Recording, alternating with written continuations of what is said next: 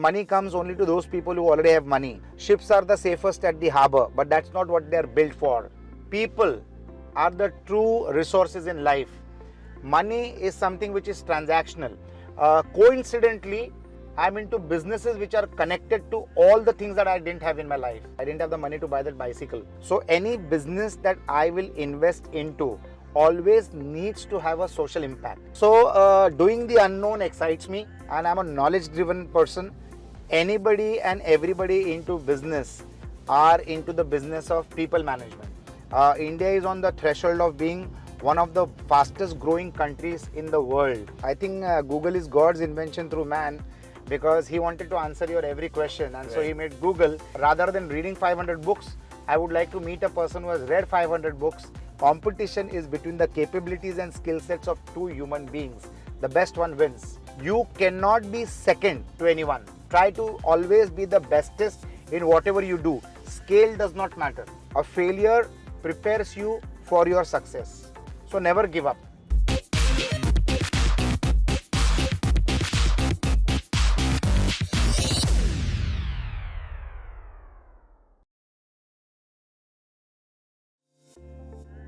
Guys, our today's guest is very special. We have the honor of speaking with India's most successful serial entrepreneur, business leader, Mr.Agnelorajesh Athaide. Born and raised in Mumbai, Mr. Athaide faced tremendous hardships during his childhood, and he perceived and went on to achieve remarkable success in the world of business. He has built successful companies in various fields such as real estate, education, and sports, and is sought after speaker and mentor in the Indian startup ecosystem. Mr. Athaide's journey is one of grit, determination, and entrepreneurial spirit. He has always believed in the power of knowledge and has pursued it relentlessly. Earning himself a reputation as a lifelong learner, he has always been actively involved in social initiatives, philanthropy, and has received numerous awards for his contributions to society. In this podcast, Mr. Athaide will share with us his insights and experiences in the world of startups, as well as his personal philosophy and approach to life. So, without any further ado, let's welcome Mr. Agnelorajesh Athaide to the show. Let's keep the interaction real and talk about things which we probably wouldn't get to hear at universities and MBA schools. What we would like to know from you is the perspective about life and business and how to go about it, because there is no fixed script we have with us, right? So let's go back in time and talk about the days when you were selling disco bindi at the age of 13 in 1982. What was your experience like? So the experience then was fantastic. The experience today is definitely fantastic. Only your scale changes, but the attitude, the thought process, the daring to do something that you have never done before, that remains the same. The only difference is with experience and exposure and your additional knowledge because of experience. Experience and knowledge put together converts to wisdom. So you become wiser by the day when you're doing an activity from a very early stage of your life. And I think I've enjoyed that journey 13 from the age of 13 till now, and whatever life has to offer me in the future by the grace of God, whatever number of years that are pending probably. So it's a very interesting and exciting journey, and I've loved every minute of it. Absolutely. You started off as a door-to-door salesman. And what was your experience with respect to entrepreneurship? Because that was your first taste of going out to the public and meeting your consumer base. The door-to-door experience was brilliant, and the attitude that I developed with that practical MBA that I must have done in my life is never giving up. Because when you're a door-to-door salesman, you don't know which door is going to be opened on the ringing of a bell. You don't know which door is going to be slammed on your face. You don't know who's going to buy. You don't know who's going to curse you and abuse you. Yeah. In spite of that, without losing enthusiasm, you still ring the next bell. So there might be somebody who has banged their door on your face saying that this is not allowed here and why are you doing this and stuff like that. But still, with a broad smile on your face, you have to go to the next building, you have to go to the next door, and you still need to ring the bell as if the next person who's going to open the door is going to buy all that you have to sell. So without losing enthusiasm, you have to keep carrying the same energy. And trust me, friends, that is what I learned in my initial career of being a door-to-door salesman. It gave me friends, relationships, psychology of people, attitude of people, gratitude of people. It was an amazing journey. The best part of my life experience, business experience came from those kind of efforts. Right. In the initial days where the stock market had collapsed and the data entry jobs, you went from having 8 computers to having no work at all. How did you cope up with the setback? And with respect to that particular failure, it helped you building a very successful startup, St. Angelo's Computer Education Institute. Can you tell us a bit about that, please? So failure, happiness, everything is a frame of mind. And I was doing data entry jobs during the last year of my graduation. That was in 1993. And 1994, I started data processing jobs. I started from one computer. I bought the second computer. And my third purchase was additional 6 more computers. And friends, other than the first computer, which was bought by a single payment, the balance computers came on installments. I always feel that you are always in a pitch mode. You really need to pitch to your vendors to give you on credit, in spite of they might not know you or they might know you, doesn't matter. But if you can convince somebody to invest in you, if you take goods on credit, that means the vendor is investing in your promise. That's what I did. I got the computers on installment payment facility, which was unheard of in the 90s. I had a very strong feeling, which I learnt in my growth days, that money comes only to those people who already have money. And people who don't have money, they need to convince the other side that, trust me, I have got the skill sets and the capabilities to earn that money and give you back. So I started data processing and I used to operate in 3 shifts, where I took the job of the entrepreneur who used to go and collect the work, deliver the work done and get new work, and have people sitting at home, because these 8 computers were installed in my house in Malvani, and we used to operate 3 shifts. So there were 3 people sitting on one computer 8 hours at a time, right. And that's how I maximized.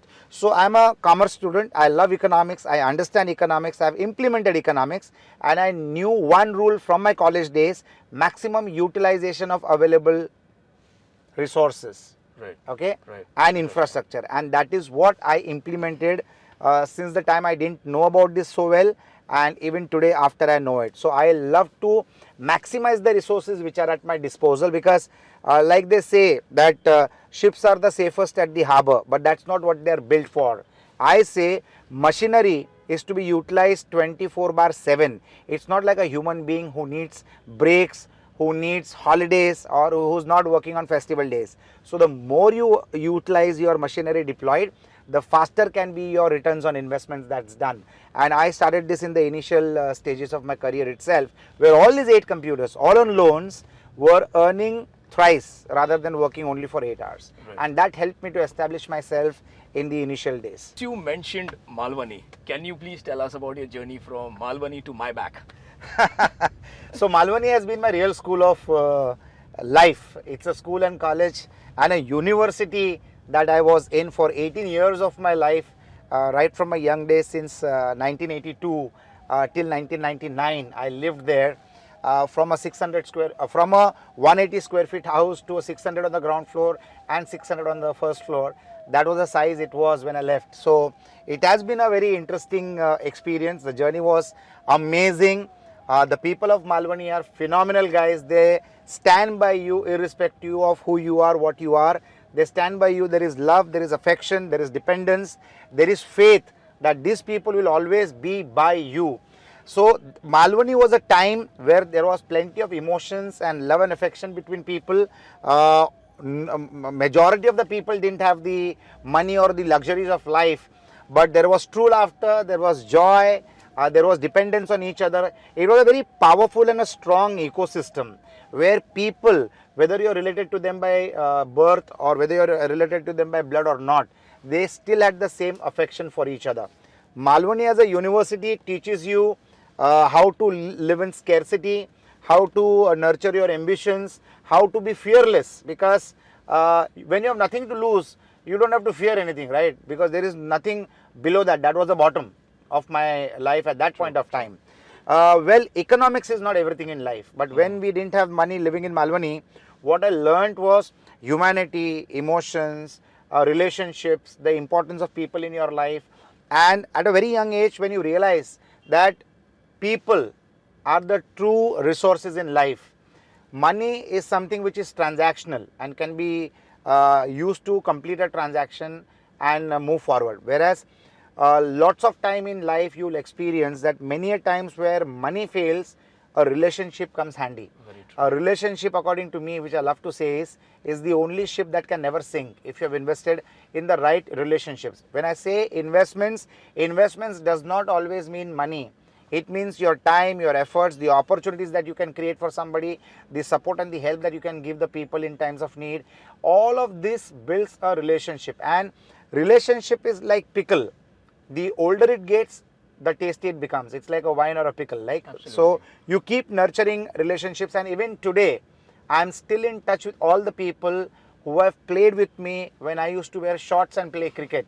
So from those days till today and forever, a friend is like a diamond. Absolutely. And they say diamonds are forever. So Very friendship true. is always forever. No shortcuts in that. When you spoke about emotions, the things which you could not experience as a child are the businesses you're involved in, are associated with today.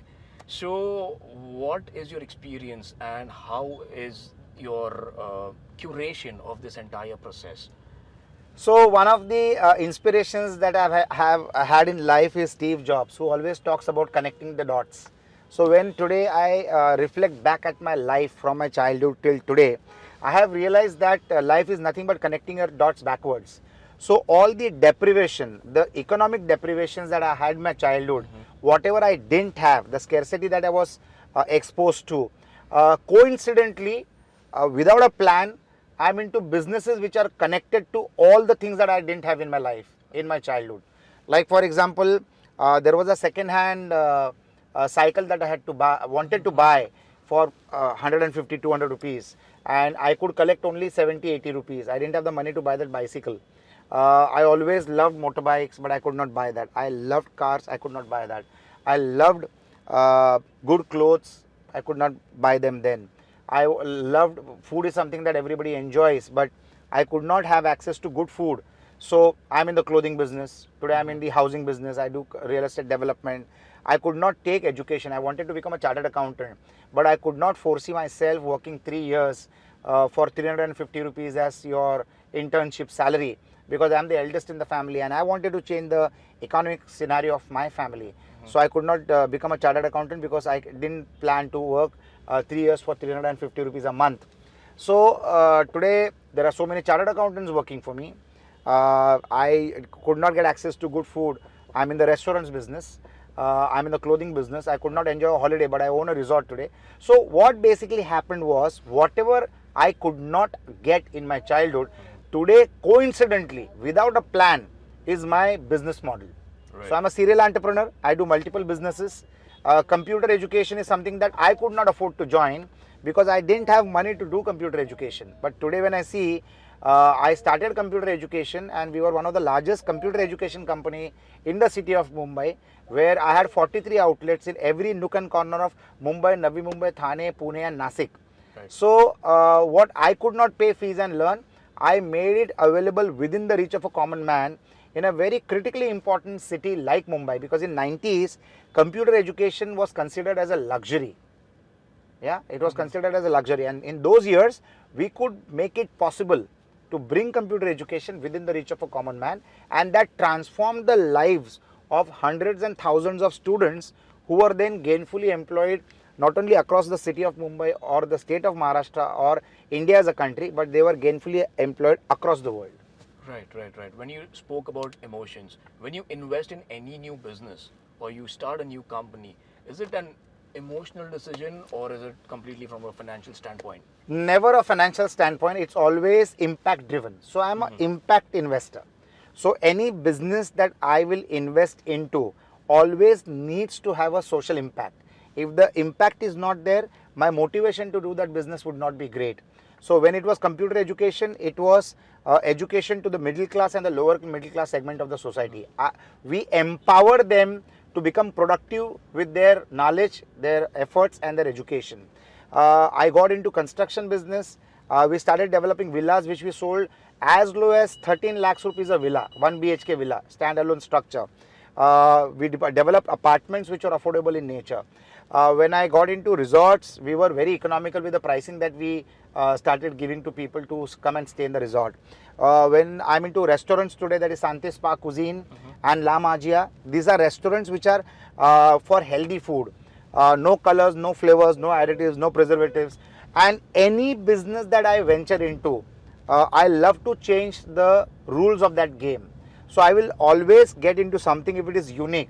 And if it is not unique, I will make it unique after I become a part of it.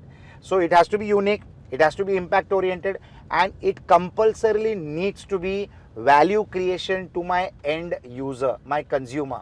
If it is not a value addition, if you eat in Sante Spa Cuisine, the value addition is you will get good health because it is healthy food. Right. If it is property that I am developing and selling, you never have to worry about the approvals or the title of the property or something of that sort.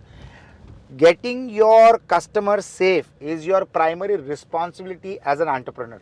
He needs to get more value for the money he has paid you, and his efforts that he would have invested to earn that money gets multiplied if you do a value creation for him when he becomes your customer.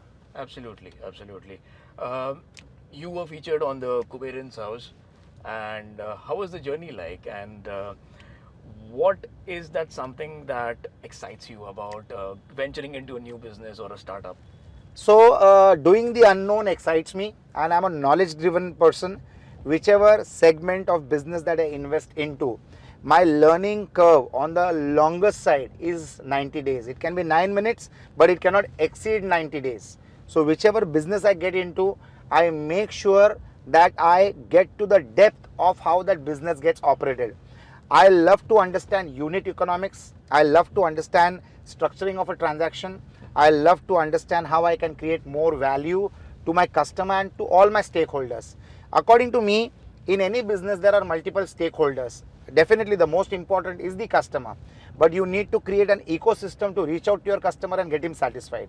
So for me, the stakeholder is my teams. Those are that is the employees. So my teams, my vendors, and customers. So for me, that whole ecosystem needs to have value generation that happens to them at all the touch points that they are a part of. Right. So today I am a venture capitalist. I invest in businesses. I'm a strategic investor. So when I invest into any enterprise, I will first analyze what is the value that I can add to that business, so that the value, the valuation that I enter at, and the valuation that happens after I participate into that business needs to change. Plus, at rapid pace of time, the valuation should multiply, and how I can add value to that out of my past experience, out of my knowledge, and out of the new decisions that I would take or new rules that I would create for that particular line of business. Right, right. A lot of new entrepreneurs in the market, and the youth is quite excited about the entrepreneurship and the journey, and you are like the biggest inspiration. But most of the businesses, they fail within the first 2 years. What is the reason? How to avoid that? And what are the basics we need to get right? So I always tell people that do not start a business and look out for customers. You might go wrong. Start with customers in place and then you start the business. So you need to have hardcore experience or domain knowledge of the business that you need to start. There are multiple ways of becoming an entrepreneur. Not necessary that you finish your education, you tell your parents, or you invest your own money or your parents' money or friends and relatives' money and get into the business. You can start off as an employee. I know so many companies where employees have become partners and ultimately they have bought the companies. So you can mature yourself as an employee, become a partner, and then take over the company if required, and become the owner of the entire business itself. So very recently a friend of mine bought the company that she worked for almost 27 years, and she bought that company for a whopping 110 crores. Right. So the promoters of that business, because the new generation didn't want to continue that business, has exited by selling it to one of their minority stakeholders, who is today 100% stakeholder of the entire business model. So the companies that closed down fast are people who are wrong with their product, wrong with their service, wrong with the pricing, too early for the activity, too expensive for the end user, customer, consumer, or not creating valuation for the ultimate consumer of the product or services. So there needs to be a proper plan in place, there needs to be a proper ecosystem in place. So according to me, what's most important in any business that you want to start is what is the kind of resources that you have your access to, which means what are the resources at your disposal. That's the critical element for any business enterprise. So if you play by the rule book, if you're right with your planning, then there is no way you can fail. There is no predetermined time of how fast or how soon you will succeed or fail. Companies fail in the 6th month, companies fail after the 10th year. It depends on when you start going wrong. And before that, if you can pull the plug, it is great. Otherwise, you'll have to wind up. But then you need to understand when to call it a day. So I think those are all strategic decisions that one needs to take as an entrepreneur. The first generation of entrepreneurs in the market right now, they need to start from somewhere, from resources, as you spoke about the ecosystem. But how do you get involved in an ecosystem, or how you create one? So what is your viewpoint on how to get started with the first round of funding? Anybody and everybody into business are into the business of people management. When you talk about people management, all your stakeholders are people. Yeah, your employees, your vendors, your customers, your partners, your collaborators, government officials, they are also part of your business anyways. All of these are people. So as an entrepreneur, you need to become a very good man manager. If you can manage people and you can manage their emotions and if you can manage their egos, then you can become a very successful entrepreneur. So whether it is first generation or second generation, doesn't matter. What you should start doing is start understanding people, their requirements, what makes them happy, what puts them off, and use it in the right way, in the right proportion to the advantage of the growth of your business, but not at the deficit of somebody else. It should benefit them also and it should benefit you also. So managing that ecosystem is critically important. Your only agenda, for all the people who are watching this, your only agenda should be, as early as possible, start getting into friendships and relationships which have to be nurtured for life, and every relationship needs to be worked on. It cannot be auto mode. They will not start liking you just because of who you are. They need to experience your commitments, the way you react, the way you behave, the way you present yourself, the knowledge that you carry, the knowledge that you display. Now all of these are traction points. When this collectively cumulative put together, they establish you as a dependable person with whom business can be done. So if you're fundraising, all these elements will help you. Third party testimonials will help you, because today, whether it is a marriage, a business proposition or an investment opportunity, you are cross verified. People ask about you, people talk behind your backs. They need to understand from independent sources on how this person is to deal with.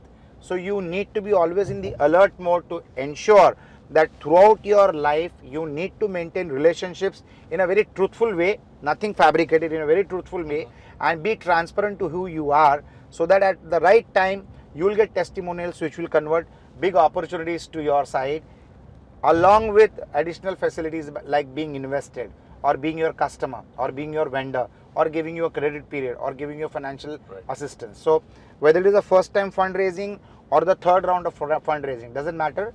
It will be smooth if your ecosystem is strong, your business idea is brilliant, there is a scarcity in market for what you provide in terms of product or services, and you have got the market capability to scale up your business locally, nationally and internationally. Absolutely. So now we know that the crux of business and how to go about it, your personal life, from a business standpoint, what you should do and what you should not do. Now, once you have made it in life, what would you do? What do you personally like to do? Well, I love to travel. I love to watch a lot of content. I love watching web series, movies and stuff like that. I love meeting people. I love hosting people for dinners. So I'm not a party guy, but I'm a gatherings guy. I love to have people around me. I love to be around people at all times, and I love to learn. My best learnings come from the people that I meet. So and the length of the meeting is not important. The meeting is important. So I love to meet from the people that I meet, and I'm blessed to have some wonderful relationships, not only in the city that I live, or the state I'm from, or the country that I have been born and brought up, but all across the world. So I've got relationships in majority of the cities of the country and majorities of the countries of the world. So it's fun. So I just love to travel, and I keep investing in new businesses today and making them grow bigger. And which is your favorite travel destination? Well, the cities that I love in that particular order is London, Dubai, and Atlanta in the US. That's the sequence. But I've been to St. Petersburg once and I have loved that city. Whereas Dubai, London, and Atlanta is concerned, I have traveled them many times. For starting a business, what do you reckon? How supportive is the Indian ecosystem or the Startup India movement? Is it more feasible or more convenient to set up a startup overseas in like a free port like Dubai or Singapore for that matter? So we see a lot of startups migrating. And what do you think? What is your viewpoint on this particular aspect? So I think India is the best platform for any kind of a new business venture because India is a huge country. India is a world in a country.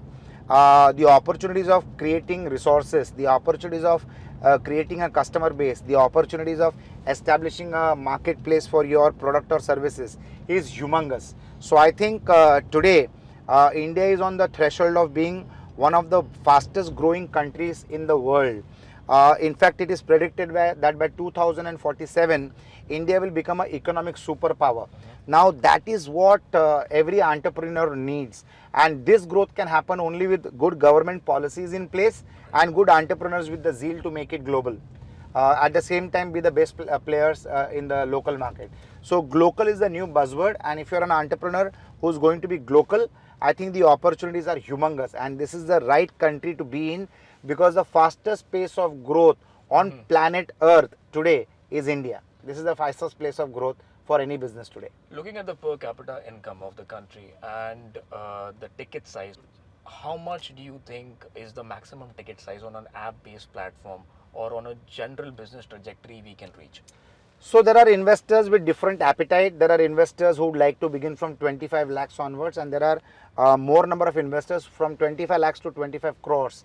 The bracket is the broadest. You have got maximum number of people investing into these brackets. There are people who want to invest up to 1 crore. There are people who want to invest up to 10 crores.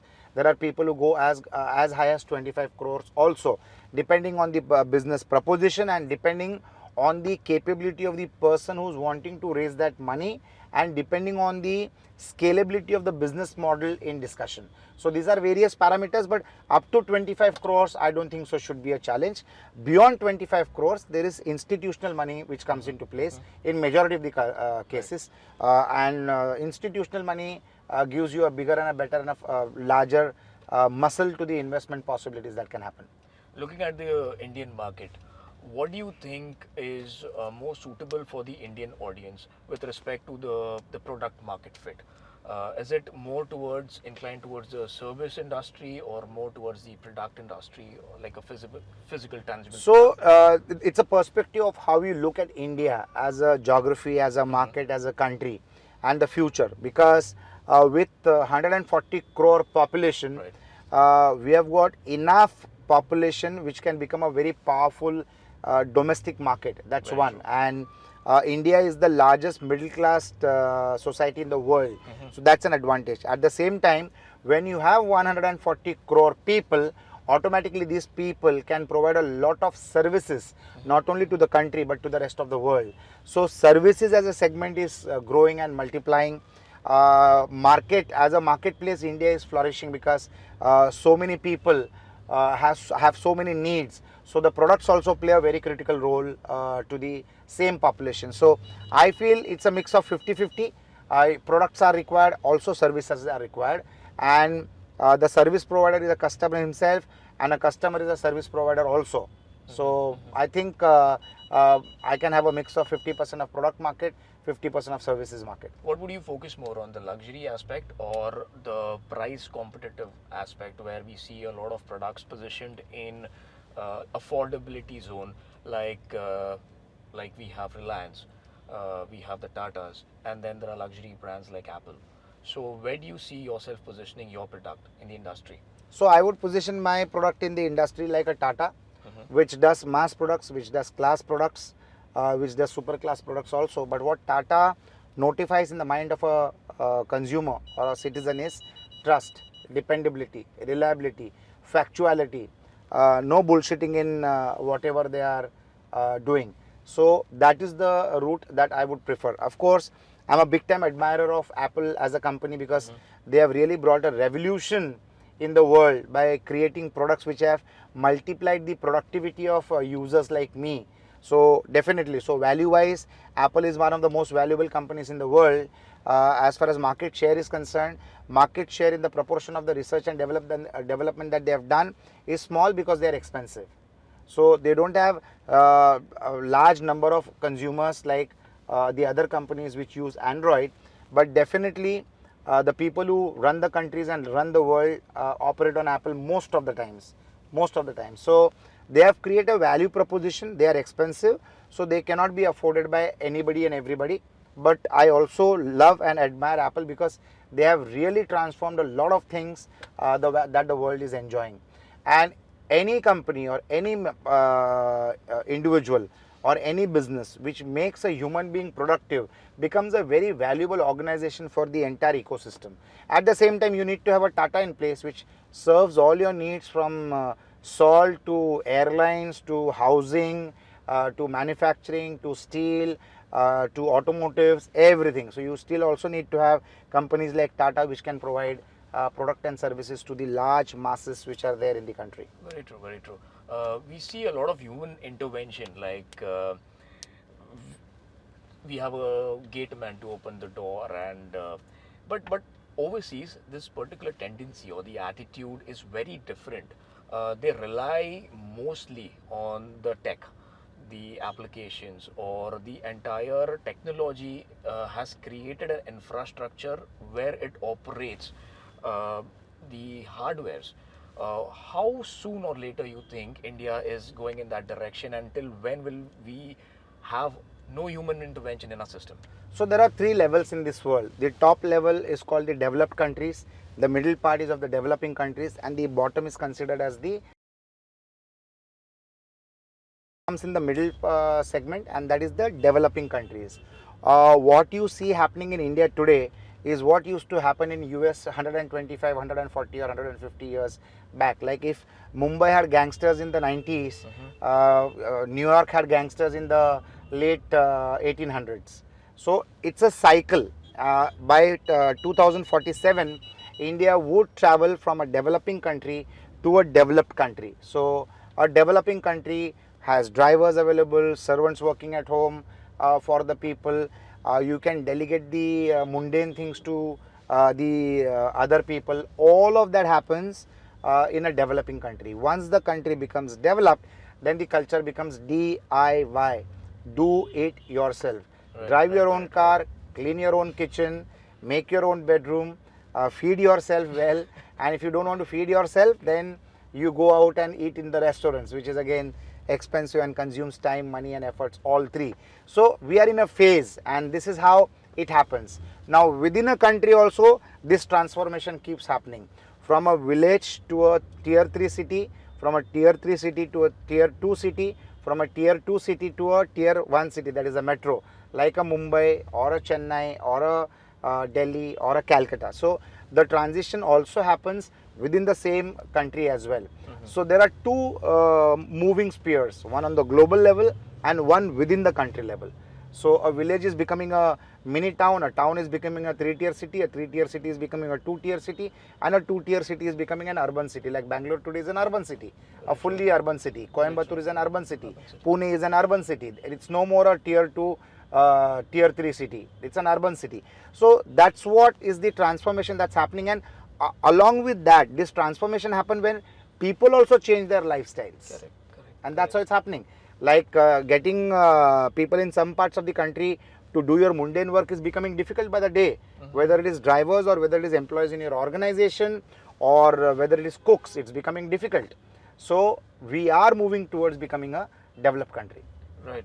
I remember this one time I called you from Australia when I was studying, and I asked you about the job market or the immigration and visa, and you were very quick. Like, this particular policy had changed a day prior and you were aware about it. How do you keep yourself so updated? I research a lot, I Google a lot, and I think Google is God's invention through man, because he wanted to answer your every question, and so Right. he made Google, and Google is nothing but a collective information from the people all across the world. Right, right. If you are updated with information, you are able to take the right and the best decisions possible. As an entrepreneur, 24/7, what you are always doing is only decision making, and decision making can happen only when you are well informed. I am a knowledge hungry person. Either I'm reading content, or I'm watching content, or I'm interacting with people who have a lot of content on them. Right, So right, right. I love to say that rather than reading 500 books, I would like to meet a person who has read 500 books, spend that 1 hour with him, because the total outcome of those 500 books can be taken from that person in 1 hour. It shapes your attitude, it shapes the way you behave, it shapes the way you talk, it shapes the content that you discuss. That all, every human being who is interacting with somebody is a total sum, a culmination of whatever books and experiences that that person has enjoyed in his past years or months or days or whatever. So if you interact, you will be able to absorb that from that particular individual. What do you think that the artificial intelligence is going to change the perspective or the prospect of human interaction? Because right now we interact very less in person. If you go to see, we interact more on phone calls and chats and other like devices and technology. But when it comes to human interaction, I think that has gone down significantly. It won't change. It will improve the quality of life. When computers were introduced in 90s, there were a lot of morchas and dharnas and strikes saying that computers will eat up the jobs of people. Ultimately, it improved the lives of people, because you became IT professional. You started serving, instead of serving your city or your state or your country, you started serving the whole world. In fact, the whole world is fueled by IT professionals from India. All the Fortune 500 companies of the whole world, their main engine, the key employees or the key teammates or the key stakeholders today are Indians. The best doctors in the world are Indians. The best engineers in the world are the Indians. So I would say that as technology comes up, it improves the lifestyle of every human being of that ecosystem or that economy. Artificial intelligence. So I used to always say in my college days and just after my college days that it is not the quality of the answers that defines the knowledge of a person, but it is the quality of the questions that will define the intelligence and the knowledge of a person. So if I want to ask the right questions, I first need to have knowledge of the subject. If I have the knowledge of the subject, I can answer any question. But if I want to ask questions, I definitely need to have more knowledge so that I can ask the right questions. So artificial intelligence might be automated. It is backed up by research or the data that has been collated together on the internet space. But you need to ask the right questions to the system to generate the desired output. So you still need to have knowledge. Right, It is not that artificial intelligence can think on your behalf. Artificial intelligence can give you the results to what you have thought and translate it into questions asking to them, asked to the artificial intelligence. But it will give you answers only on the quality of the question that you ask. So in the quality of input will define the quality of output.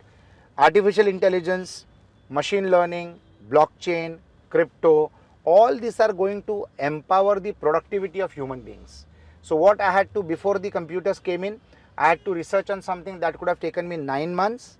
After that, Google came in, and if you want to research, you can get that done in 9 minutes. Very true. And now with artificial intelligence, if you ask the right questions, the same job gets done in 20 seconds. Very true. How often do you use ChatGPT?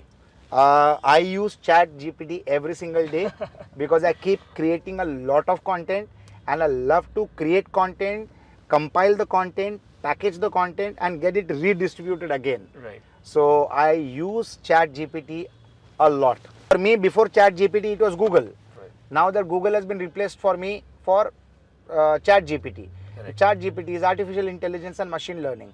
All the information which is being collated on the mass scale, that is being processed to answer the questions that you post in artificial intelligence. Right. Very true. Absolutely. What do you think the next big thing in India is? The next big thing In India, what do you think the youth should focus towards or develop themselves in, that this is going to be the next big thing, like the .com boom that happened, but obviously it collapsed after a while. Now we are heading towards the AI and artificial intelligence and the blockchain, as you see. So what do you think is the next big venture? So artificial intelligence does not mean that everybody has to become the professional of artificial intelligence. Artificial intelligence means how you can use technology with the help of artificial intelligence, with the help of machine learning, and how can you connect that knowledge or that expertise to the business that you do. For example, if we are operating Swante Spa Cuisines, then how can I use artificial intelligence to understand on how I can implement a you can say the business of hampers or a subscription model. How can I search out for people who are looking out for healthy food? How can I understand the preferences of people by googling for that information with the help of machine learning and artificial intelligence? So what basically happens is the .com got busted purely because too many people wanted to do the same thing. So instead of doing the same thing, you need to understand that you have to continue the business that you have, but you need to operate it better with the advantage and with the addition and inclusion of technology to empower your product or services to become a better product or a better service. It does not mean that I will start a business in artificial intelligence. It does not mean that I will start data processing activities with the help of machine learning. It means I will use machine learning, I will use artificial intelligence to the businesses that I am doing, whether it is construction, whether it is hospitality, whether it is restaurants, or whether it is security tech, or whether it is fintech. Doesn't matter. I just need to empower my ongoing businesses with these new technologies into play. How about we have a rapid fire round with you? Sure. Bootstrapping or venture capital funding? Venture capital funding. Build or buy technology? Buy technology. Online or offline marketing? Online marketing. Single or co-founder team? Co-founder team. Scale or profitability? Scale. Lean startup or a traditional business plan? Lean startup. Early adopters or mainstream customers? Mainstream customers. B2B or B2C? B2C. In person or virtual meeting? In person. What is your go-to platform for networking? My go-to platform there are multiple platforms for networking, but especially where knowledge sessions happen. So my go-to platforms currently is a platform that I co-founded, which is called Business Opportunities Club, a platform which I'm a very active part of, that is a Christian Chamber of Commerce and Industry, a platform where I do a lot of networking, that is Corporate Connections, which is present across the world. So these are the platforms, and apart from this, I love to share knowledge, so I get invited to be as a speaker. So I just go and I enjoy speaking at those sessions, and rather than sharing something with them, I get to learn a lot when audiences ask me questions. So that is my takeaway from those kind of sessions where I go as a speaker. So it's a win-win all the time. We see that you have inclination in sports. I know you also own a sports team, a football team, if I'm not wrong. Yes. So Singham Titans. Yes. Yeah. So can you speak about, like, can we know what is it about? So India conducted the world's largest Premier Futsal League in the year 2018, and the St. Angelo's VNCT Ventures Chennai Singhams was the team that we had, and my team's captain was Hernan Crespo, again a stalwart player, and my team also had Falcao, who's one of the world's best futsal player. The tournament had players like Ronaldinho, Ryan Giggs, Paul Scholes, Michel Salgado, Figo, Falcao, Hernan Crespo. All of these were the stalwarts of the football arena. Futsal is a smaller version of football. So it's like how you play box cricket. Similarly, you play on a smaller ground, you play futsal. So it's a very brisk and a very fast game. So I had the inclination and I had an interest in that. So we started the Premier Futsal League, in which I owned the Chennai Singhams team. Then I became a part of the Tony Premier League, which happens in Bandra box cricket. Then we started Women's Throwball League, where we owned the league and we had a couple of teams playing for the throwball. That was the Women's Throwball League. We started a Children's Football League as well. So I have great inclination towards sports. I must have supported hundreds and thousands of cricketing events, kabaddi events, football events, basketball events, throwball events, kho-kho events throughout my working career since 1993 till today. So I have been a part and a support to a lot of sporting activities. I love anything that is competitive in nature, because I feel that competition is not between two countries or two companies or two products or two services. Competition is between the capabilities and skill sets of two human beings. The best one wins. And I also love to keep saying that even when there are 10 Mercedes cars in a race, in spite of all being a Mercedes cars, one will win. The guy or the girl who drives it the best. So you need to be best in your capabilities. You cannot be second to anyone. Try to always be the bestest in whatever you do. Scale does not matter. Scale does not matter. So like, for example, if I am doing real estate construction, my scale might not be nothing compared, it will be nothing compared to a Tata or an L&T or a Mahindra or any other big real estate player. But can my product be better than theirs? Absolutely. Yes, that's what I do. So like I have utilized the services of Suzanne Khan, and I have created affordable villas. I have created beautiful building structures in Coimbatore, in Bandra, in the white villas at Shahpur. Right. So it is the attitude that matters. And I'm a brand guy, out and out brand guy, because brand promises you quality, right, delivery, longevity and value for money. So I am a guy who will create and collate multiple brands and create a new brand out of it. So that's what I did with the white villas at Shahpur. That's what I do at white villas at Kasara. That's why what I've done at St. Angelo, Santa Rita and Bandra. So it is the attitude that matters on what you want to do. In that price point, for the value that you are creating to the customer, I would say that I can beat the best players in that particular sector or segment. So it depends on how you play the game. And I love to say this, that every game has its own rules. When you play football, you can't pick the ball, you need to kick the ball. If you play throw ball, you can't kick the ball, you have to pick the ball. So you need to play the game, you need to understand the rules and you need to play accordingly. But be the best player that you can in the sector that you want to play in. Your profound experience, your life experience, the entire journey you have comprised in your book. Can we know a bit about your book, please? So well, people get very disappointed when they come across obstacles, but it activates me. If any challenge I come across or any obstacle that I come across, it relishes me a new way of living, a new way of looking at it and a new way of solving a situation. Okay. So I wrote a book called Obstacles to Opportunities, where I have covered real life experiences right from my childhood till now. I was lucky enough to get it printed and published by the Times of India. They found the content worthy enough to be covered and featured and being published and printed and circulated by the Times of India. So it's a book which is being put together with all my real life stories, real life experiences and the anecdotes that I have earned in the journey as an entrepreneur. How do we deal with failures in life? Well, it depends on how you look at the word failure. I don't look at failure as a failure. I will say that a failure prepares you for your success. So never give up. Okay. So when e-commerce happened during the pandemic, I burnt a lot of money because the world moved ahead in pace that I had never seen before. So the judgments that I did on day 1 and the results that came on day 30 were dramatically different than what you envisaged. So I invested a lot of money in e-commerce and in financial terms it was a failure. But in real terms, that knowledge which I have gained, so like you cannot, if I go and do a course worth 2 crores in Harvard, I cannot say that I lost 2 crores. I will say that I invested 2 crores in my education and I'm a better entrepreneur today. So rather than going to Harvard for doing an e-commerce course, I did that course on my own, and the money that I must have lost is the tuition fees that I paid or I invested to understand on what to be done, how to be done, when to be done and what not to be done. True.